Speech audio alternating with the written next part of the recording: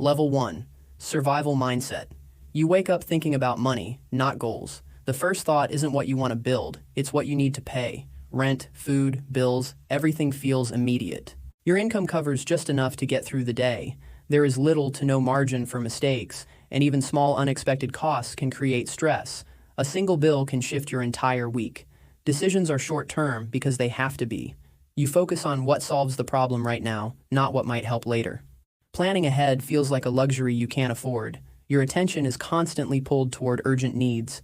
It becomes harder to think clearly about long-term choices when everything depends on what happens today. This isn't a lack of discipline, it's a response to pressure. At this level, money is not a tool, it is survival. Every dollar has a job before it even arrives.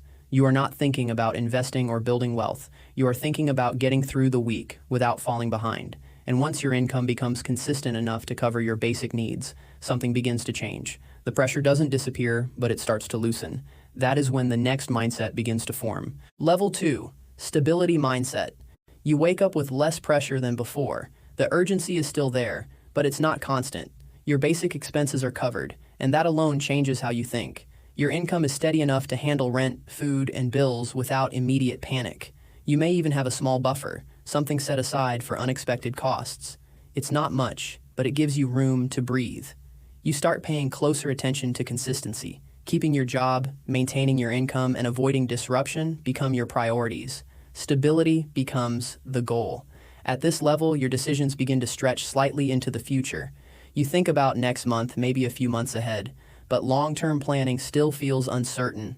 Risk feels dangerous here. You are not trying to maximize income or chase opportunity. You are trying to protect what you have built.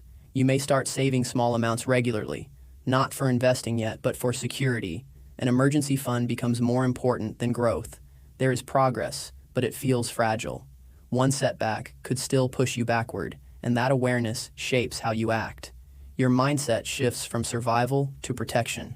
You are no longer trying to catch up. You are trying to stay in place. And as your income becomes more reliable, something changes again. You begin to realize that stability is not the end goal. It's the starting point for growth. Level 3. Growth mindset. You start thinking differently about your income. It is no longer just something you receive, it is something you can improve. That shift changes how you approach your time and decisions. You begin investing in yourself, skills, education, certifications, or experience that can increase your earning potential. You start to see a direct connection between what you know and what you can earn. Your focus moves from protecting income to growing it. You look for ways to get promoted, switch roles, or increase your value in the market. Effort starts to feel like it has a clear return. You also begin to think longer term. Instead of just planning for the next few months, you consider where you want to be in 1 to 3 years. Goals become more defined. Delayed gratification becomes easier. You are more willing to spend time learning or improving now for a better outcome later. Short-term comfort becomes less important than long-term progress. You start noticing opportunities around you. Not all of them are clear, but you recognize that growth is possible. That alone changes your mindset. Income is no longer fixed. It becomes flexible, something you can influence through effort and direction. You may begin saving more intentionally, not just for emergencies, but for future goals. The idea of investing starts to feel relevant. At this level, your identity begins to shift. You no longer see yourself as someone trying to stay stable. You see yourself as someone who can move forward. And once you realize your income can grow, you begin to ask a different question. Where else can it come from? Level 4. Opportunity mindset. You stop seeing income as coming from one place. Your job is still important, but it is no longer your only option. You begin to look for ways to earn beyond a single paycheck. You start exploring opportunities, side income, freelance work, small businesses, or new roles that offer better upside. You realize that your time can be used in different ways. Your awareness expands. You notice people earning in ways you had not considered before. That exposure changes what you believe is possible. You become more open to risk, not reckless, but willing to try new paths if the potential makes sense. You understand that staying in one place limits growth. Your decisions become more intentional. You choose roles, projects, and opportunities based on future potential, not just immediate pay. You start thinking in terms of leverage. Networking becomes important. The people you meet begin to influence the opportunities you see. Access starts to matter as much as effort. You also begin managing your time differently. There are more options now, but also more demands. You start prioritizing what moves you forward. Income is no longer just something you earn. It becomes something you can expand, combine, and grow through multiple sources. At this level, you start building optionality. You are not dependent on a single outcome. And once your time becomes limited, something becomes clear. You cannot do everything yourself. That is when your mindset shifts again, from earning more to using what you already have more efficiently. Level 5. Leverage mindset. You start to see time as your main limitation. No matter how much you earn, there are only so many hours in a day. That realization changes how you approach work. You begin looking for ways to separate income from your direct effort, not by working harder, but by working smarter. Efficiency becomes more important than effort. You use tools, systems, and sometimes other people to increase output. Technology helps you automate tasks. Delegation allows you to focus on higher value work. Your thinking shifts from "how much can I do" to "how much can I produce through systems." That is the beginning of leverage. You may start outsourcing certain tasks. Work that used to take your time is now handled by someone else. This frees you to focus on decisions, not execution. Income becomes less tied to hours worked. A single decision or system can generate results repeatedly. That changes how you measure productivity. You begin prioritizing high-impact activities. Not everything deserves your attention anymore. You focus on what creates the most value. Your mindset becomes more strategic. You think about processes, scalability, and repeatable outcomes. Effort is still required, but it is directed differently. At this level, you are no longer just increasing income, you are increasing how efficiently it is created. And once you understand leverage, another shift becomes obvious. You don't need to be directly involved in every result. That is when your focus moves again, from using leverage to building assets that work without you. Level 6. Asset mindset. You stop focusing only on income and start focusing on ownership. Earning money is still important, but it is no longer the end goal. What matters is what that money can build.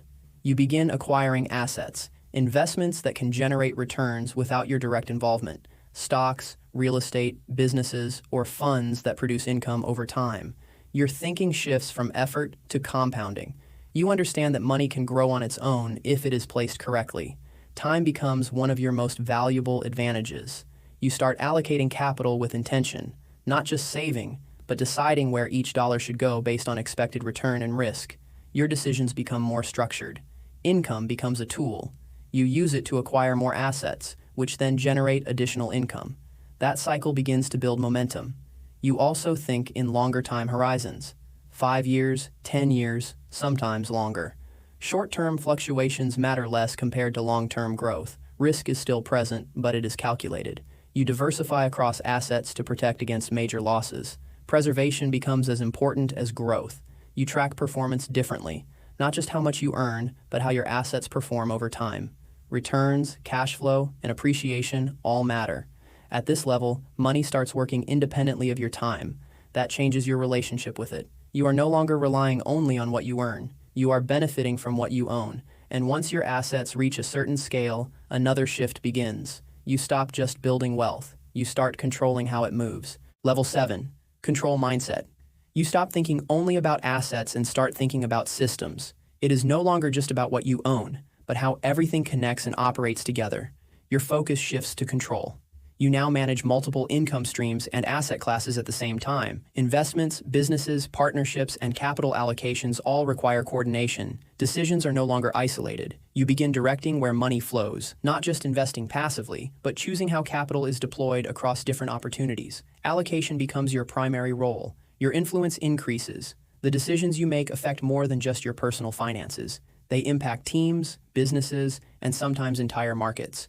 You think in terms of scale. Small improvements in strategy can create large changes in outcome. Efficiency and structure become critical. You also build systems around yourself. Advisors, managers, and operators help execute your decisions.